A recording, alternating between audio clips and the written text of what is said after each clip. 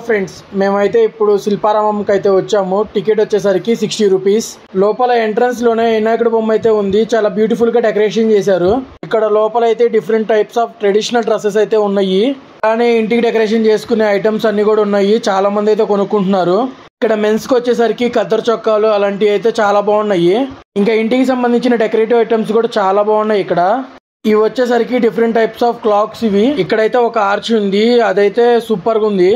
పక్కనే గార్డెన్ అయితే ఉంది, అక్కడ షూటింగ్స్ అవి తీస్తా ఉంటారంట.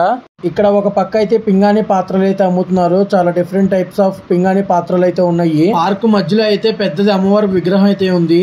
అమ్మవారి విగ్రహం పక్కనే బోట్స్ అయితే చెక్కుతున్నారు. ఇక్కడ బోట్ రైడింగ్ కూడా ఉంది. బోట్ రైడింగ్ వచ్చేసరికి 30 రూపీస్.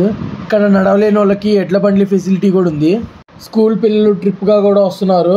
అలా చూస్తుంటే చిన్నప్పటి జ్ఞాపకాలు అయితే గుర్తొచ్చినాయి మాకు. నెక్స్ట్ వచ్చేసరికి కృష్ణుడు ప్రదేశానికి అయితే వచ్చాము.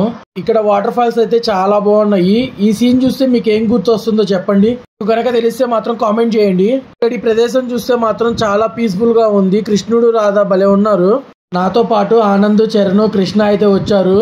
అందరం కలిసి అలా ఎంజాయ్ చేద్దామని చెప్పని అయితే పార్క్ వచ్చాము. ఇక్కడ అమ్మమ్మలు కూరగాయలు అయ్యి అమ్ముతున్నారు. కానీ వీళ్ళు నిజమైన వాళ్ళు కాదు, బొమ్మలు మాత్రమే. నేను ఆ బొమ్మలు చూసి నిజమైన బొమ్మలు అనుకున్నాను కాసేపు. వీడియో నచ్చితే మాత్రం please like, share and subscribe.